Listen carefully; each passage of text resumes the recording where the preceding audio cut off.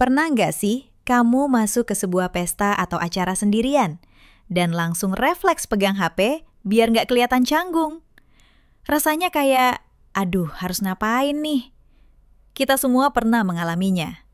Tapi gimana kalau aku kasih tahu ada cara yang jauh lebih elegan dan efektif untuk langsung terkoneksi dengan orang baru, bahkan sebelum kamu mengucapkan sepatah kata pun? Teknik pertama namanya The Flooding Smile atau senyum yang meluap. Ini diajarkan oleh pakar komunikasi Leigh Lowndes. Caranya sederhana banget. Saat kamu melihat seseorang yang ingin kamu sapa, jangan langsung tersenyum lebar. Tahan dulu. Pandang wajah mereka selama sepersekian detik, seolah-olah kamu sedang benar-benar memperhatikan mereka. Baru setelah itu, biarkan senyum yang besar, hangat, dan tulus memenuhi seluruh wajahmu. Senyum itu seolah-olah meluap dari dalam dirimu. Kenapa ini ampuh? Penundaan singkat itu mengirimkan sinyal bahwa senyumanmu bukan sekedar basa-basi atau formalitas. Rasanya jadi lebih personal, lebih tulus, seolah senyuman itu khusus diciptakan hanya untuk mereka saat itu juga. Coba deh bandingkan dengan senyum otomatis yang kita berikan ke semua orang. Rasanya beda kan? Yang satu terasa seperti sapaan biasa, yang satu lagi terasa seperti sebuah pengakuan. Teknik ini secara instan membuat orang lain merasa spesial dan dihargai. Mereka akan berpikir, wah, senyuman itu buat aku ya. Itu adalah gerbang pembuka percakapan yang sangat kuat. Oke, sekarang kamu sudah berhasil menarik perhatian dengan senyumanmu. Saatnya memulai obrolan. Di sini banyak orang terjebak dengan pujian standar. Baju kamu bagus, atau kerjamu hebat. Nggak salah sih, tapi kurang berkesan. Yuk kita naik level dengan teknik The Great Scorecard atau papan skor hebat. Alih-alih memberikan pujian yang umum, carilah pencapaian spesifik yang mungkin jarang dipuji oleh orang lain. Ini butuh sedikit riset atau perhatian ekstra. Misalnya, temanmu baru saja menyelesaikan sebuah proyek. Daripada bilang, "Selamat ya atas proyeknya," coba gali lebih dalam. Katakan sesuatu seperti, "Aku dengar presentasimu ke klien X kemarin berhasil mengamankan proyek itu.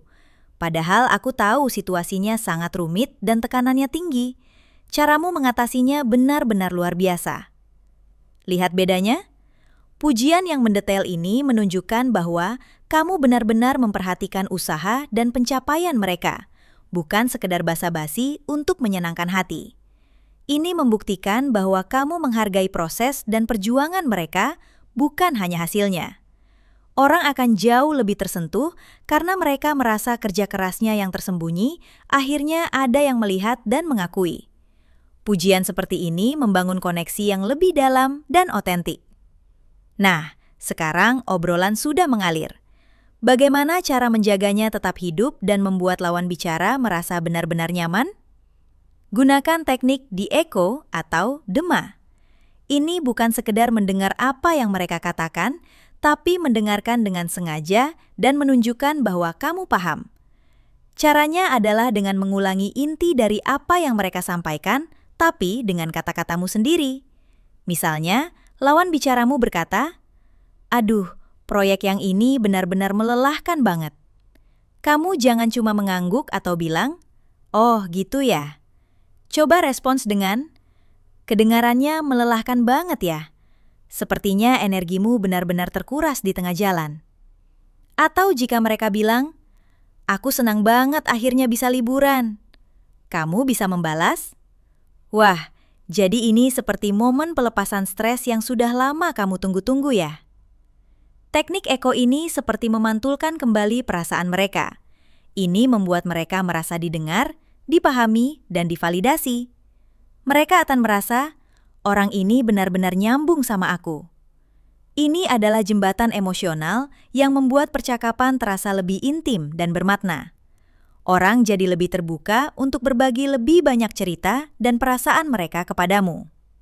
Dari semua teknik tadi, ada satu rahasia terbesar yang menyatukan semuanya. Apa itu?